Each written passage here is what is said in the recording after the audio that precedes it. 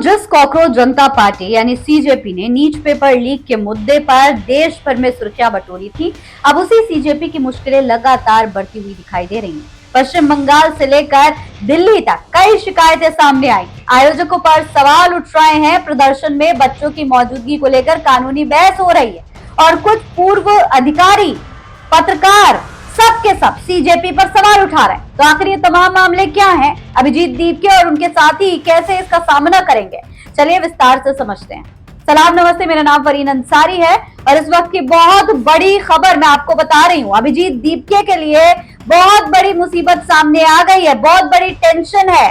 पूरी की पूरी सीजेपी की टीम पर बहुत बड़ी मुसीबत आने वाली है, क्योंकि पश्चिम बंगाल के सिलीगुड़ी में महिला अधिवक्ता रिंकी चटर्जी सिंह ने पुलिस को शिकायत देकर सीजेपी के आयोजकों अभिजीत दीपके, सौरभ दास और बाकी लोगों के खिलाफ 0 एफआईआर दर्ज कराने की मांग की है। उनका कहना है कि 20 जुलाई को जंतर मंतर पर हुए प्रदर्शन में नाबालिग बच्चों को शामिल किया गया था। उन्होंने अपनी शिकायत में कहा कि अगर प्रदर्शन में असल में 12 साल की बच्चियां मौजूद थी तो ये सवाल उठता है कि उन्हें वहां कौन लेकर आया और उनकी सुरक्षा की जिम्मेदारी किसकी थी। इसी आधार पर उन्होंने पॉक्सो एक्ट की कुछ धाराओं और भारतीय न्याय संहिता की संबंधित धाराओं के तहत कार्रवाई की मांग की है।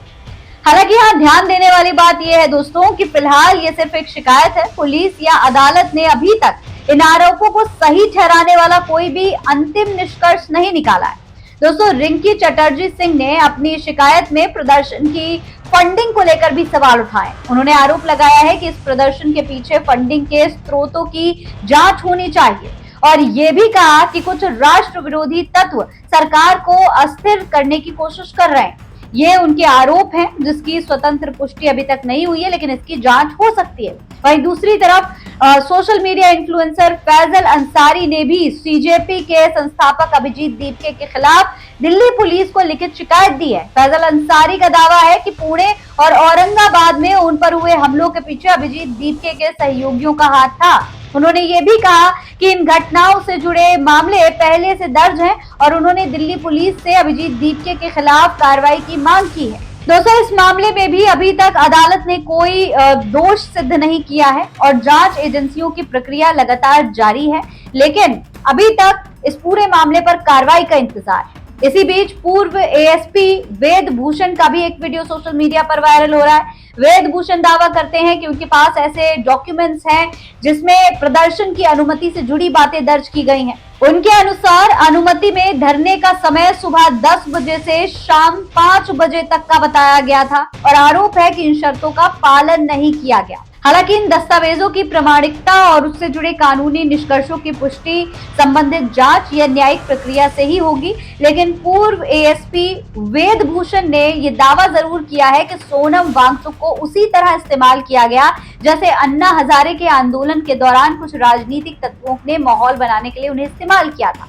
दोस्तों, अब बात करते हैं उस दावे की जिसने सोशल मीडिया पर नई बहस छेड़ दी है। जी हाँ, वरिष्ठ पत्रकार अशोक श्रीवास्तव ने भी एक बहुत बड़ा दावा किया है। उन्होंने कहा है कि जंतर मंतर पर प्रधानमंत्री नरेंद्र मोदी के खिलाफ आपत्तिजनक सामग्री वाले कुछ सोशल मीडिया कंटेंट को प्रमोट किया गया था।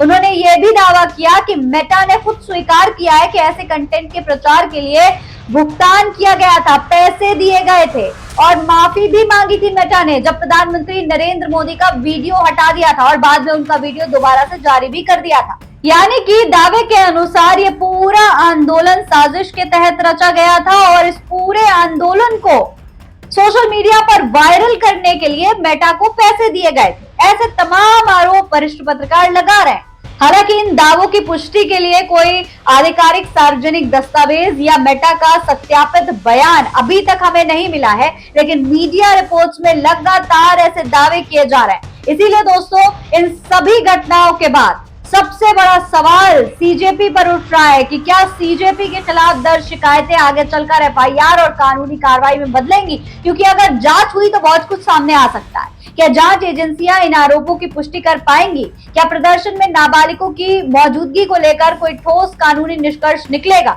और जिन दस्तावेजों और सोशल मीडिया दावों की चर्चा हो रही है, क्या वो अदालत में टिक पाएंगे? इन सभी सवालों के जवाब आने वाले दिनों में जांच और न्यायिक प्रक्रिया तय करेगी।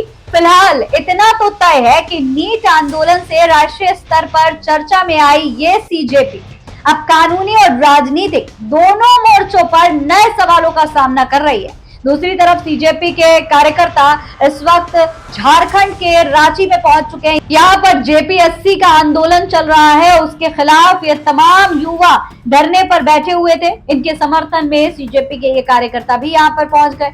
ऐसे में सीजेपी इन तमाम आरोपों को कैसे मैनेज करेगी, या फिर दीपके और उनके साथियों को जेल भी जाना पड़ सकता है? ये सबसे बड़ा सवाल है। इस पूरे मामले पर आपकी क्या राय है? क्या ये केवल राजनीतिक विवाद या फिर शिकायतों की निष्कर्ष जांच भी होनी चाहिए? कमेंट बॉक्स में अपनी राय लिखकर जरूर बताएं। अगर वीडियो पसंद आई हो तो लाइक करें, चैनल को सब्सक्राइब करना ना भूलें और बेल आइकन जरूर दबा लें ताकि आप हर खबर से अपडेट रह सके। जय हिंद, जय भारत।